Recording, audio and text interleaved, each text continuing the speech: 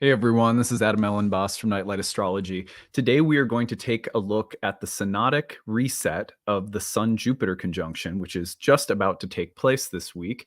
As the Sun conjoins Jupiter in the sign of Taurus, they officially begin a new synodic cycle. And that, for Jupiter, is considered a process or moment of death and rebirth. So we're going to talk about what that might look like today. And I'm going to use three different examples from my client practice. I'm going to show you guys a horary chart that utilized the death and rebirth symbolism of Jupiter, which I think you'll find really interesting. And it'll also be a way for me to tell you a little bit about what horary astrology is in case you've never heard of it. Our new horary program starts in June, but it's a really good explanation of the Sun Jupiter conjunction at the same time. So kind of serves two purposes there. Then we're going to look at two different natal chart transits where the Jupiter Sun conjunction played a really significant role in the unfolding of an event in a client's life. So I have two different natal charts from my practice that I will show you, which are really cool examples of the Jupiter-Sun conjunction as well. This should help us to, just kind of have our eyes open for what this Sun-Jupiter conjunction might look like in our own lives. And of course, yesterday we spent some time looking at horoscopes for Taurus, just brief reminders of what that whole sign house in our chart looks like, what kinds of topics are activated. So you could always listen back to that as well. Anyway, that is our agenda for today. Before we get into it, don't forget to like and subscribe. As always, you can find transcripts of any of my daily talks on the website, which is nightlightastrology.com. This week, two things. One is that the early bird sale for our new program, Ancient Astrology for the Modern Mystic, the year one class that begins in June, that early bird payment and sale ends on the 15th. So you have just another day or two here to take advantage of that. You go to the bottom of the first year page on the courses tab of the website, which again is nightlightastrology.com. You will see that the early bird sale is up until May 15th. Of course, if you are someone who could use need-based tuition, you can utilize that all the way up until the start of the class. You apply, you tell us what price works within a sliding scale. We match you with that. That is for people who might be experiencing financial difficulty or on a fixed or limited income. So please do take advantage of that if it would help you. Otherwise, early bird sale ends on the 15th this week. The other thing that's coming up this Thursday night, I am giving a talk on Neptune's entrance into Aries. Remember that Saturn and Neptune are going to conjoin in Aries next year, and we'll be dancing together for a little while over the next couple of years. And that is going to make for one of the biggest outer planetary conjunctions of the decade, alongside of what we experienced with the Saturn-Pluto conjunction. I don't know, as soon as I say that, people are going to freak out.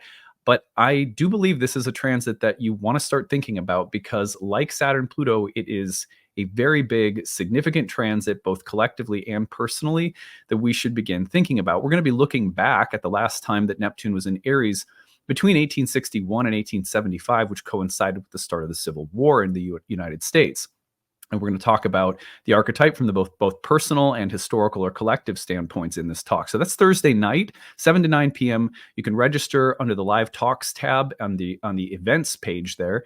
And if you can't make it live, we'll send you the recording link. And then you can check out the other talks I have coming up in June, July. You can go to the shop page and get any of the previous talks I've done since I began my monthly webinar series. So those are our promotions for the day. What I'm going to do now is we're going to take a look at where we are at with the Jupiter-Sun conjunction, which is, again, the reset for Jupiter's cycle, and kind of refresh ourselves on its meaning and why we're looking at this in the first place. And then we're going to get into it. So here we can see, let's speed this up a little bit.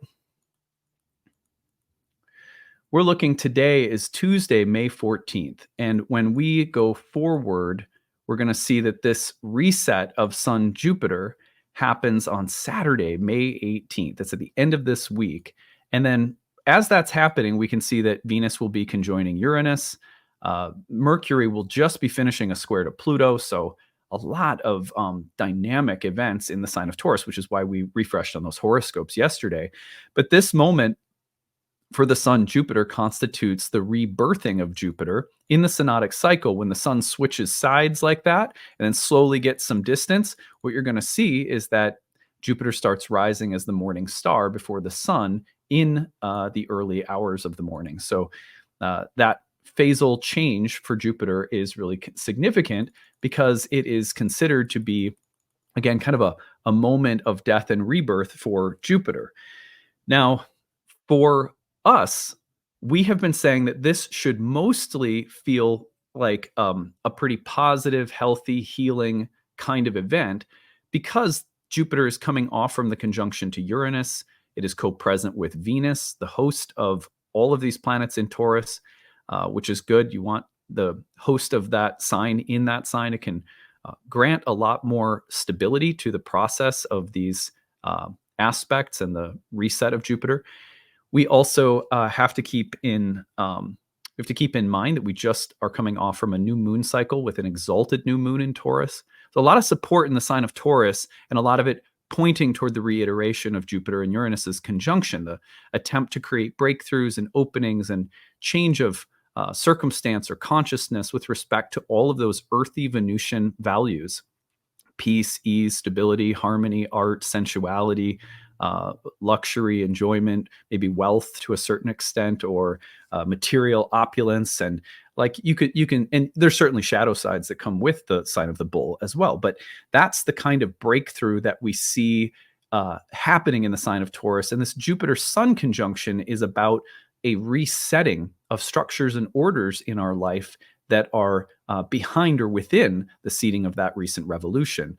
And we know that this is the case because Jupiter, broadly speaking, represents the orders and structures that grant a sense of coherence and rational, beautiful, sensible, logical, and flowing or harmonious existence.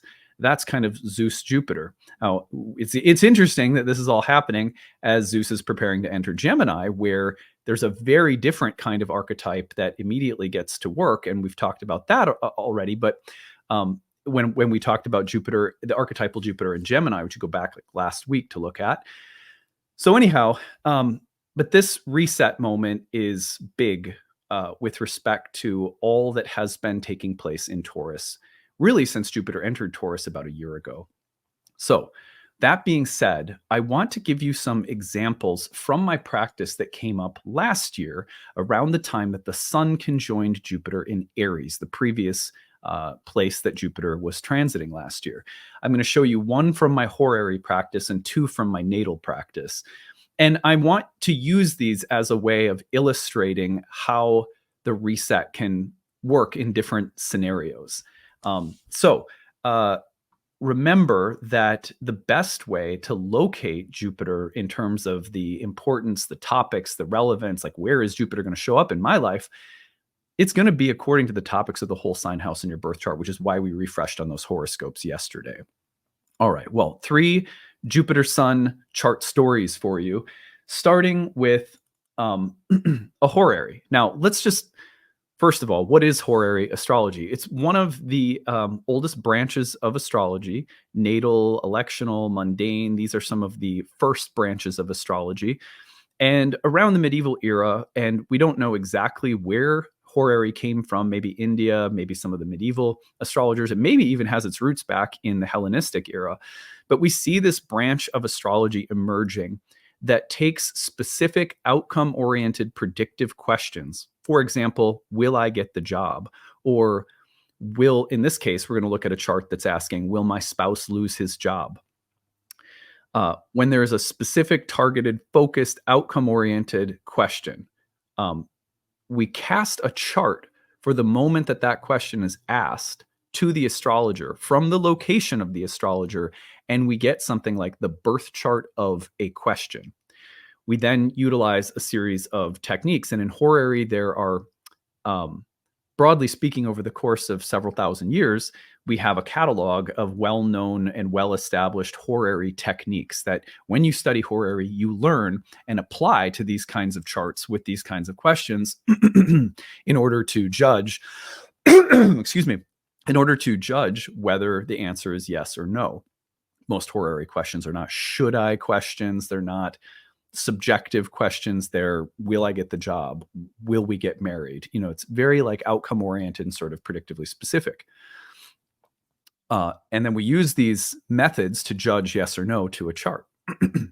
So if this example that I'm about to give you of a Jupiter Sun conjunction in a horary chart that helped me come to the correct answer, if you like this kind of stuff, if this is interesting to you, then consider signing up for the horary program that starts in June, in about the middle of June. And I recommend anyone can sign up for it, but you really do need a background in astrology because it's a little bit more of an advanced or intermediate type of class. So you need to know aspects, you need to know dignities, you need to have a background in traditional astrology to a certain extent, right?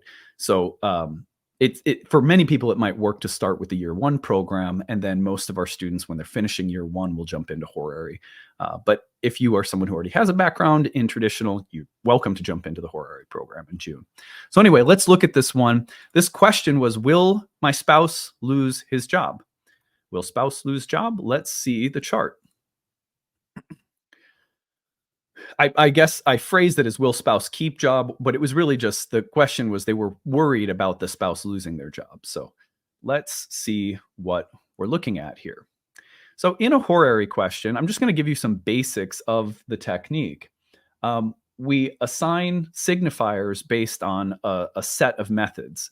The first house cusp is always going to tell us which planet to assign to the person asking the question. In this case, the person asking the question is the ruler of the ascendant Mercury because Gemini is rising. So that's going to be this woman who is asking the question. Now her spouse is going to be Jupiter, the seventh house ruler. That's the place of the spouse. And there you can see Jupiter is being burned up by the sun and is about to go through the synodic reset. Okay. And we can see that Jupiter is hovering right on the cusp of the, depending on which way you look at it, the 12th house, or if we count in order from the spouse's house, which is the seventh, then this would be the spouse's derived sixth house, the place of misfortune. So, and then we can also see that typically speaking in horary charts, the moon will represent the flow of events or fortune, or it can be used as a co-signifier for the person asking the question. Here, the moon is sitting right on the cusp of the seventh house of marriage, and it also rules the second house, which is the place of money. And we see the fallen Mars there in the moon sign. So we know that this person is having a lot of anxiety about the spouse's loss of job because they're worried about not having money. And that was a significant part of the background of this question, but it's reiterated by the symbolism of the chart here. So the emotional concern is with the husband and money. Now what we can do here is I am going to, just for the sake of making the visual a little bit easier, horaries will sometimes utilize the outer planet, but often it's not the world's most important part of the chart. So I'm going to take them out because they didn't play a big role in this particular question. Now, what we can see here is that the most obvious piece of evidence is that the sun is about to conjoin Jupiter, and we know that the traditional symbolism means death for Jupiter. And given that Jupiter represents the husband and that this Jupiter is sitting on the cusp of a difficult house, this probably means, yes, he's going to be one of those that are laid off, because at this point he knew there were layoffs coming and that he might be one of them. And so this was a pretty strong argument right away in favor of, or in terms of like losing the job. So what I looked at here, though, was where do we find the actual job? And we would go to the derived 10th house from the 7th, which will be the 4th. That would be the husband's job. So you count 10 from 7. This is called derived houses. And traditional astrologers use this quite a bit. Also very well used in India and so forth. So from that standpoint, the spouse's job is going to be the derived 10th house from the 7th, or the 4th, which is the sun. And so we have the job, exalted sun, about to kill Jupiter. That's not a very nice way of putting it, but Jupiter is about to the death of Jupiter is coming from the sun, which is the job. So this was a very clear and obvious testimony to the husband losing the job. And indeed, that is what happened.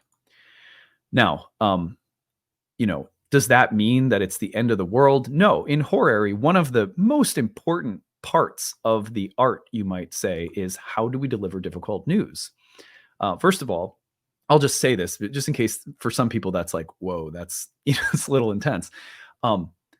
When dealing with a difficult answer, most horary astrologers have always said, you sort of deliver the news like very tactfully and carefully, and so as not to scare or make someone more anxious. So one of the ways that it was really nice to use that Jupiter Sun symbolism was to say, Jupiter's going through a death and rebirth in this chart.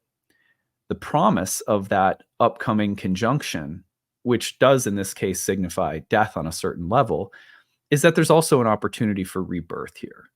And so the promise of this chart is really that this is going to constitute a new beginning for your spouse. And trust that process. And we can utilize that symbolism of death and rebirth to be something that is not just about, oh, you lost your job and you're screwed and it's bad luck or something like that. So that was a case where I utilized that death and rebirth symbolism to also be constructive in terms of how we see what's happening right now. So that's an example of a Jupiter Sun conjunction from horary. All right, here is number 2 from my natal practice. This is from someone who became a father under the reset last spring. So I'm going to pull transit biwheel up on the screen here. And I thought this was really, really neat. So when I met with this individual, he was close to becoming a dad. And I noticed that the symbolism right around the time that he said his wife was due was pretty profound with respect to Jupiter. So when he came to see me, this was, when he knew she was pregnant, and knew approximate time she would deliver. And I noticed that approximate time fell right within the Sun-Jupiter synodic reset.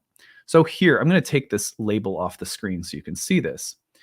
So here the native has the Sun in Cancer in the 4th house.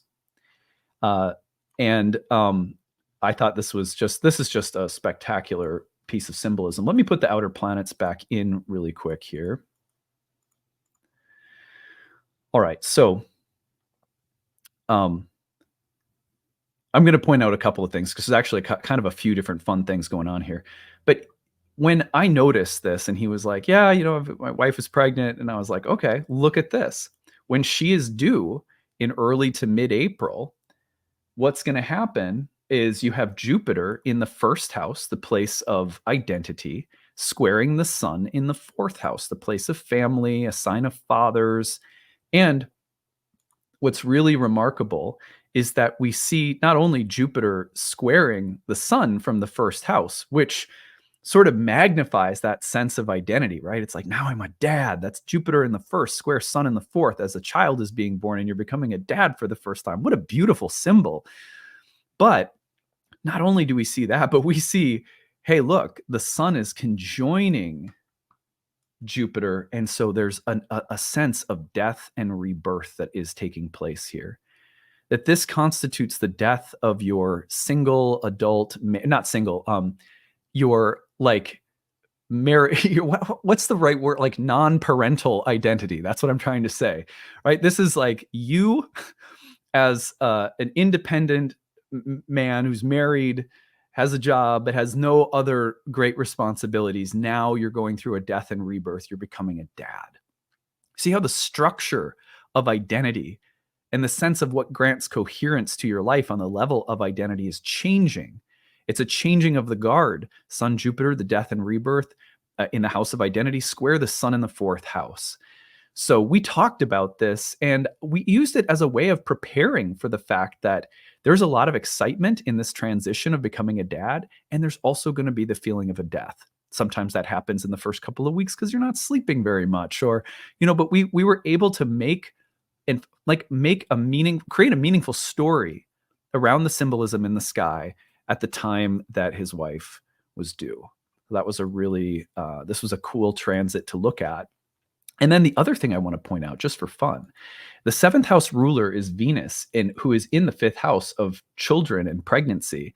And as this was coming through last year, that transit of Jupiter to the sun, Venus, the seventh house ruler in the house of pregnancy, is receiving an opposition from Pluto in Aquarius. So your marriage is going to be completely transformed. There's a death and rebirth of your connection, of your wife, of her body, of your relationship, of the way you live together, like everything. So another really powerful symbol in the chart at the same time. And often you'll find that transits speak in several different ways at once. What's really important to note about this is that sometimes people say, I'm really not seeing or noticing this big reset. But notice that in the case of the chart I just showed you, the reset was happening between Jupiter and the sun in a close square to the natal sun, while there was also a Pluto-Venus opposition going on. It is quite common for people to not notice or see or experience anything of great significance, specifically because the conjunction of Jupiter and the sun, say in this case coming up at the end of Taurus, is not aspecting anything in your chart. Look around that 28th, 29th, 27th, late degrees of fixed signs, in other words, for degrees or planets in your chart. And that's where you'll probably notice that things are going to pop with the conjunction.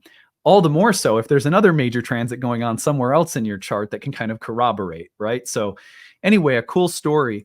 Number 3 is another example of the Jupiter Sun that came in my client practice last year. And this, again, preceded the actual conjunction by some time, but we noted that this transit would be in the air when this person was completing something of great importance. So I'm going to show you this. So this is a woman that I worked with who was on the final year of her master's degree, which typically takes people about 2 years. I think that's pretty average for master's degree, if you're going full time and everything. So what we noticed was that at the time that she would be turning in her master's thesis and getting ready to defend it and so on, it would be mid-April of 2023. And what I noticed right away was, hey, look, almost exactly on your birthday, on your solar return, by the way, you are going to have the Sun-Jupiter death and rebirth moment in the 9th house, the place of higher education. Let me highlight it right here in case you can't see it. So there's the transiting Sun-Jupiter conjunction happening almost exactly over the natal Venus-Sun conjunction in the 9th house. Also, by the way, happening with a square to the moon in the 12th. Just a little side story that I thought was neat is that one of the things that had been stressing her out was that she felt like she wasn't being, and maybe this is, sort of 12th house Cancer moon pathological, but she said, like, I just don't feel like I'm a good mom because I'm so focused on school, but I also am needing to do this for myself. And so this is someone who was also feeling a certain level of tension between motherhood and school. And at the time that the reset is happening in the 9th house and she's finishing her thesis and she's about to graduate and move on from a period of time where her availability for her children and family was diminished, we see that Sun-Jupiter reset happening in the 9th house over her Sun, Venus, square to her moon in the 12th. Isn't that beautiful? So this was a way for me to say, look, your schooling is going to wrap up and there's going to be a sense of death and rebirth. Maybe some of this has been about the balance between having your own independent path, career, interest, personal development, and your emotional obligations. But finishing this is going to feel like that phase is done. And now you can start moving into the next phase of life, which quite frequently for people when Jupiter is working through the 9th and then into the 10th will be about the transition from a training or educational program or certification or something into the field. And that's exactly where she was heading next after graduation. So I thought that this was another really good example of the death and rebirth where it doesn't have to be anything awful, right? It was a perfect fitting, like symbolic expression of the Sun-Jupiter resetting around the time that she was finishing the greatest effort of her graduate program in its relation to a couple of other parts in the chart. I think that, it's interesting that part of the interest in going back to school and pursuing her own path really began when Uranus entered her 10th house. So you can kind of see that independent spirit growing as Uranus crossed Mercury and moved up to the midheaven. So there's a lot of transits that can be used in a chart like this to look at things. Another one that's here that is just kind of fun to look at is that as this woman is finishing her thesis, Pluto is also squaring Mercury in her 10th house. So you see how you have different symbols saying the same thing. We had Pluto opposing Venus in the man's chart who's becoming a father when his wife and their relationship is changing. Here we also see that we have Pluto squaring Mercury in the 10th house when this person's finishing their studies and ready to move into work. So we have multiple transits that often say the same thing. And sometimes in a chart, you will really be identifying your experience with one transit more than another, even though if you pay attention, multiple transits can be saying the same thing. And that's also one of the reasons why we sometimes miss a simple little transit like Jupiter and the Sun, which would have been much more obvious, by the way, to ancient astrologers who didn't have the outer planets alongside, right? Because in modern astrology, we tend to lean on the outer planets and we might miss some of the traditional ways that planets had of saying something like death and rebirth. We just go to Pluto. They're both relevant and they both are often co-present at the same time. But it's fun to be just raising our awareness when it comes to things like Jupiter and the Sun. Okay, well, anyway, these examples, I hope that they are interesting. I hope you learned something from these examples. Do you like this kind of stuff? Because if you do, I highly recommend using some of the astrological transits that we are under right now to begin a study of astrology. Jupiter entering Gemini, trining Pluto in Aquarius, as we start our next round of courses, the horary course, the Ancient Astrology for the Modern Mystic first-year course in Hellenistic astrology. All of our programs, by the way, although they are traditional and Hellenistic, they all include archetypal and psychological astrology. It's infused into everything I do because I'm sort of half of one and half of the other in the way that I practice. So at any rate, I hope to see some of you in the classes soon. If you stick around after I sign off right now, you can listen to me. I've tagged a video on talking about the program in depth. Remember that sale ends on the 15th. And this Thursday night, Neptune and Aries, come out for the webinar and look at what is arguably the next major transit of our decade with Saturn and Neptune and Aries. All right, that is it. And we will see you again soon. Bye, everyone. Hey everyone, thanks for sticking around. I'm going to tell you a little bit about our upcoming program, Ancient Astrology for the Modern Mystic, my year one course in ancient Hellenistic astrology that begins on June 16th. If you'd like to learn more about it, of course, you can always do some digging and looking at the course page on your own. I'll take you over there right now and walk you through it. But if you want to, you can go over yourself and look. Nightlightastrology.com is the website. Click on the courses tab and go to the first year course. This is the one that begins on June 16th, the perfect place to start for people who would like to learn more about natal astrology from the Hellenistic point of view. So this is a one-year course in Hellenistic astrology, which is the oldest form of astrology, and it is the form from which all subsequent forms of astrology come from. It shares a lot in its roots with ancient Indian astrology. I'm going to tell you a little bit more about what characterizes Hellenistic astrology, but just to familiarize you with this page, when you go to the first year course page and scroll down, you can learn more about everything that's included in the course. Some of the main features include 30 classes on the year. These classes are spread out through units of curriculum. And in between the major units of curriculum, we have breakout study sessions led by our tutoring staff. We also have an interactive group forum discussion that is staffed with tutors year-round. You always get your questions answered within 24 hours. So there's a lot of support built into the program as we work our way through the curriculum. We also have recommended reading, listening, optional quizzes, flashcards, bonus lectures, more than you could possibly read in a year, honestly. So we just have a large and long biography and sort of library of suggested bonus content that will fill in blanks and also supplement and deepen the material that we are studying. You get lifetime access to all the recordings. If you cannot attend the webinars live, they meet on the weekends, but if you can't attend them live, then you are welcome to follow along with the recordings, which are made available to you on the class website. So this class meets on Sundays from noon Central to 2 p.m. Central, or 1 Eastern to 3 p.m. Eastern time. And you might translate that, I guess, if you're on the West Coast. would be 10 a.m. to noon Pacific time.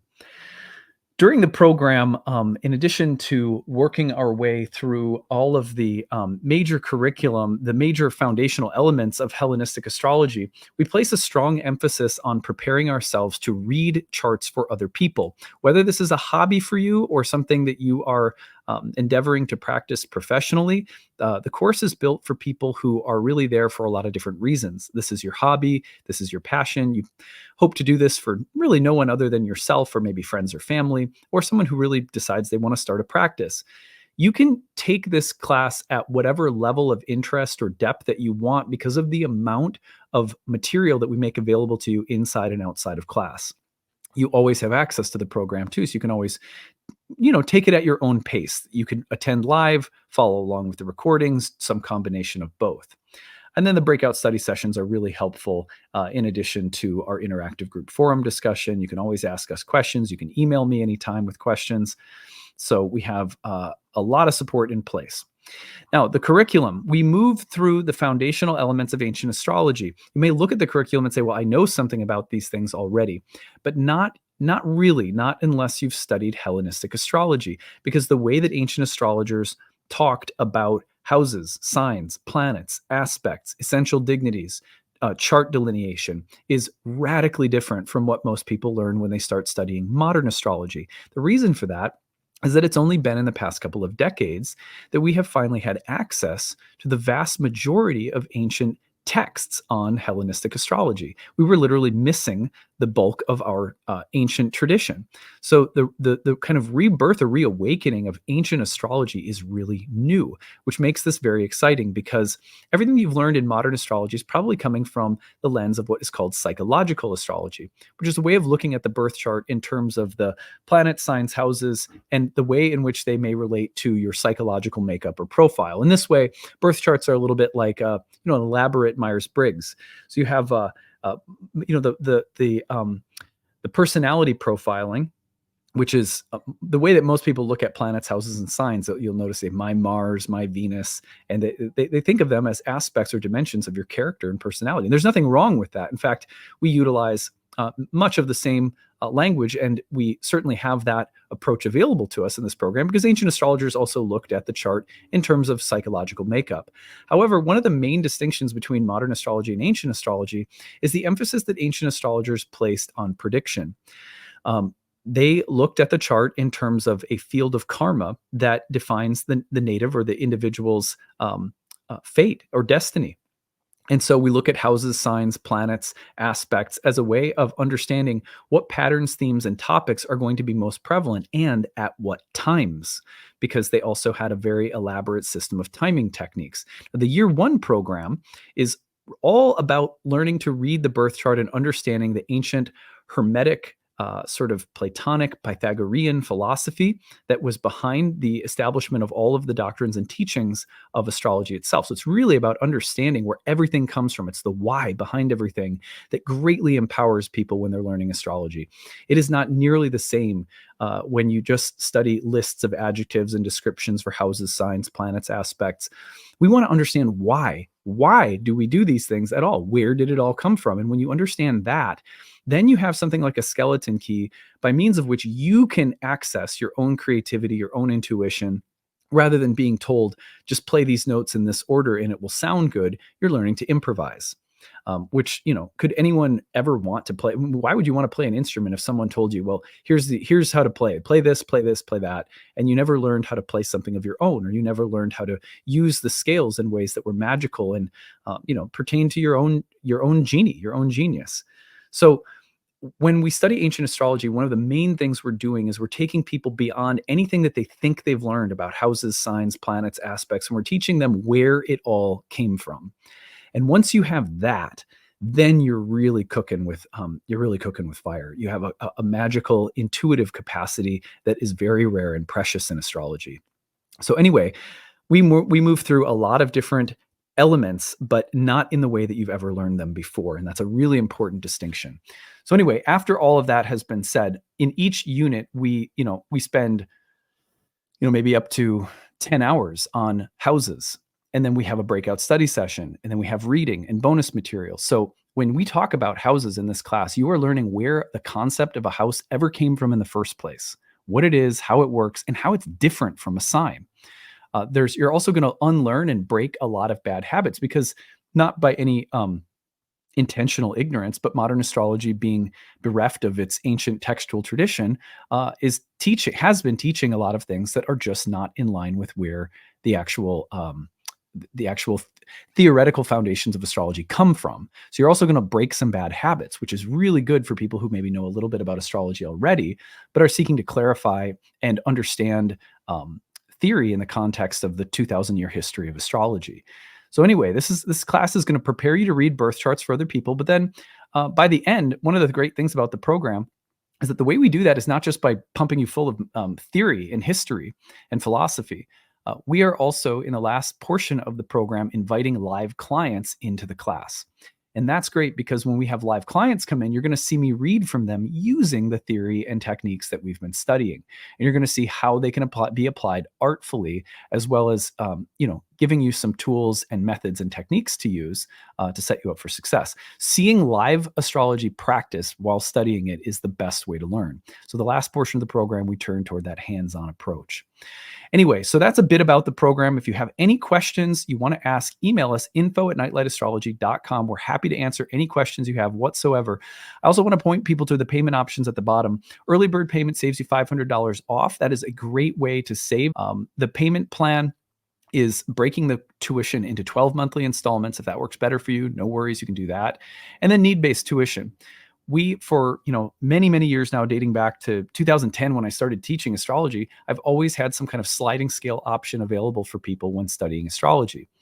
Sacred science like this should be accessible to people of all different socioeconomic backgrounds. So we pride ourselves on making sure that there is tuition assistance available so that if your budget doesn't match with the payment price that we ask for, and that's an honest assessment that we trust you to make, that you can take advantage of the tuition assistance and set your price within a sliding scale that we provide for your monthly tuition for 12 months through the program.